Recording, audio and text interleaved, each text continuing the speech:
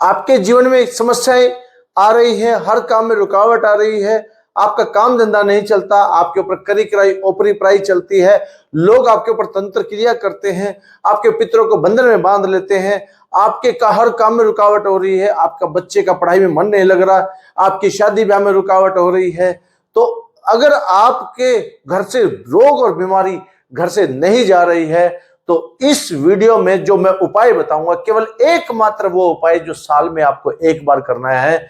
इस उपाय से आपको हर प्रकार की समस्या की निजात होगी।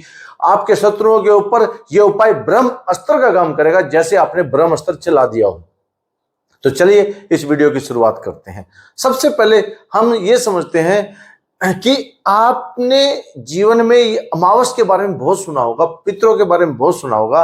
आप ये देखिए, अमावस जो है सबसे महत्वपूर्ण 12 अमावसों में से 3 अमावस सबसे महत्वपूर्ण है।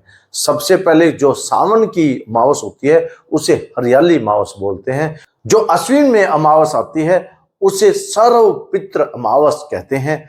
और जो दीपावली पर अमावस आती है उसे कार्तिक महीने में जो दीपावली पर अमावस आती है उसे अमावस को दीपावली अमावस कहते हैं। ये 3 सबसे महत्वपूर्ण अमावस होती हैं। ये अमावस आपकी दशा और दिशा दोनों बदल देती हैं। अब जो अश्विन में माह में जो पितृपक्ष चालू होता है, इसमें सबसे पहले ये पितृपक्ष इतना महत्वपूर्ण क्यों होता है, ये इतना पितृपक्ष इतना खास क्यों होता है, यही क्यों रामबाण की तरह काम करता है, क्योंकि ये खास इसलिए है, इसमें आपकी 3 पीढ़ियों का आगमन एक साथ हो रहा होता है। तो अब आपने 3 पीढ़ियों को एक साथ मनाना है, आपसे कोई भूल ना हो, आपसे कोई भूल चुक ना हो। इसीलिए जितनी भी 16 तिथियों में आपके पितृपक्ष आए हैं उनका दाग लगा है, उनके श्राद्ध आपने मनाए हैं, आपसे कोई भूल चुक हो गई है, इसके लिए अगर आपसे कोई छूट भी गए हैं तो जो सर्व पितृ अमावस होती है इसमें सारे पितृ एकत्रित हो जाते हैं, इकट्ठे हो जाते हैं और अपने अपने भोग, अपने अपने पंचबली भोग। अब आप जानना चाहेंगे पंचबली भोग क्या होता है। पंचबली भोग जो होता है वो भोग होता है जिसके अंदर जो आप भोजन बनाते हैं उस भोजन में से 5 हिस्से निकलते हैं। सबसे पहला हिस्सा जो है गाय माता को निकलता है, दूसरा हिस्सा जो निकलता है वो निकलता है कौवे को, तीसरा हिस्सा जो निकलता है वो निकलता है कुत्ते को, और चौथा हिस्सा जो निकलता है वो चींटियों को निकलता है, और जो 5वां हिस्सा जो है सारा का सारा जो हिस्सा निकलता है वो ब्राह्मण देवता को निकलता है। इसे पंचबली भोग बोला जाता है, जो पितरों के निमित्त निकाला जाता है। इसे निकालने के लिए क्या करना चाहिए आपको?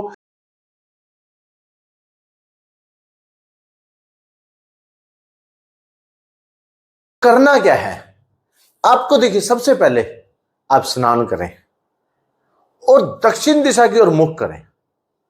एक चार्ट पेपर ले, उस चार्ट पेपर के ऊपर लाल पेन से आपको 16 खाने बनाने हैं,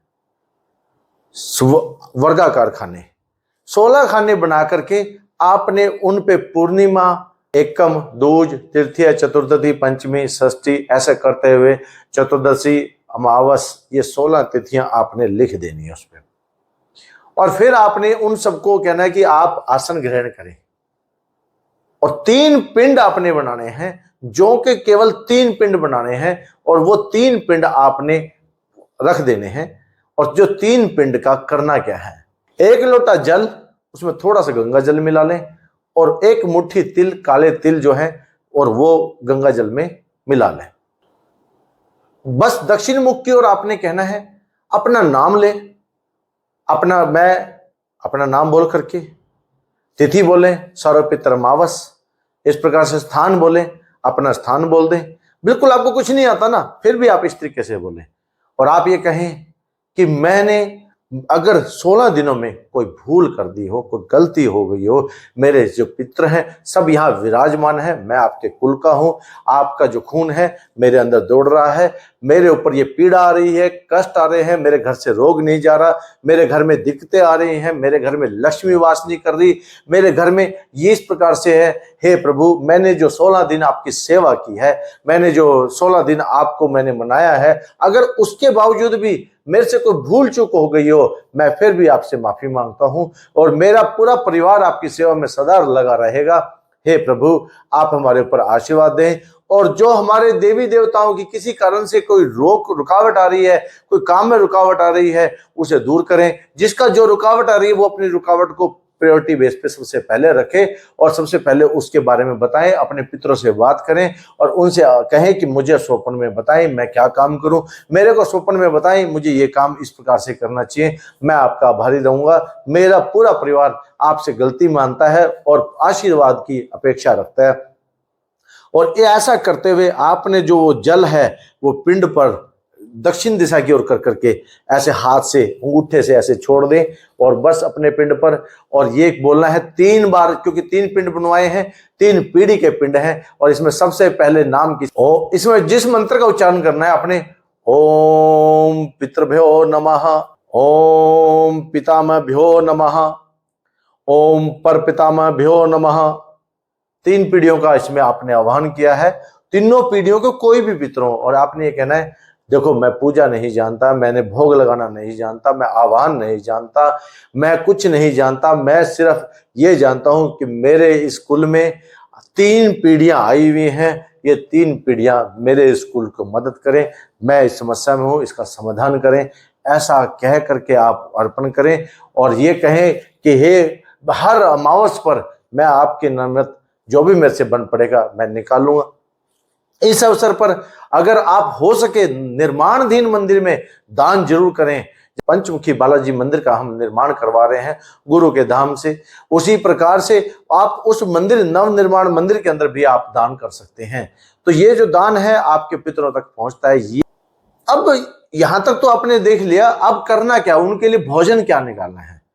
16 रोटियां बनाएं, खीर बनाएं, सब्जी बनाएं और रायता हो तो रायता बनाएं। ये सब चीज लें और एक रोटी पर निकालें और साथ के साथ ये कहें कि जो हमारे पूर्णिमा के पितर हैं और उसे पूर्णिमा वाले, जब मैंने 16 खाने बनवाए ना, उस पर वहां पर उनको विराजमान करवा दें।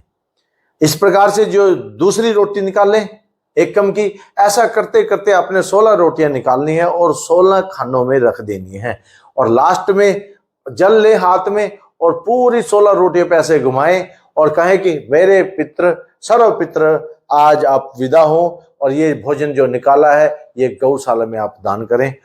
इस प्रकार आप अपने पितरों को आशीर्वाद लें और जमीन पर दक्षिण दिशा की ओर मुख कर करके 3 बार नाक रगड़ दें जमीन से। कहें कि हमसे कोई गलती हुई हो माफ करें, हमारे खानदान से कोई गलती हुई हो माफ करें, हम आपके लिए प्रार्थना करते हैं। और बस उस समय आपने गायत्री मंत्र का जाप करना है 16 बार गायत्री मंत्र का जाप करना है। 16 बार आपको ओम नमो भगवते वासुदेवाय नमः, ओम नमो भगवते वासुदेवाय नमः। काले तिल जो है ये आपको आपके पितरों को राम दरबार में, कृष्ण दरबार में और विष्णु दरबार में, बैकुंठ लोक बोलते हैं, वहां पहुंचाने की मदद करेंगे। सर्व पितर अमावस कर लेते हैं, मना लेते हैं। तो अब आप इसका फल क्या प्राप्त होने वाला है आपको, इसको देखिए। अब आपकी दीपावली आने वाली है, अगली अमावस आपकी दीपावली आने वाली है और इसके बीच में नवरात्रे आ रहे हैं, माँ का आगमन हो रहा है, आपकी कुल देवी का आगमन हो रहा है। आपकी कुल देवी प्रसन्न होगी, आपके पितर प्रसन्न होंगे, आपके गणेश जी विघ्नहर्ता मंगलकर्ता वो प्रसन्न होंगे, आपके इष्ट देव प्रसन्न होंगे।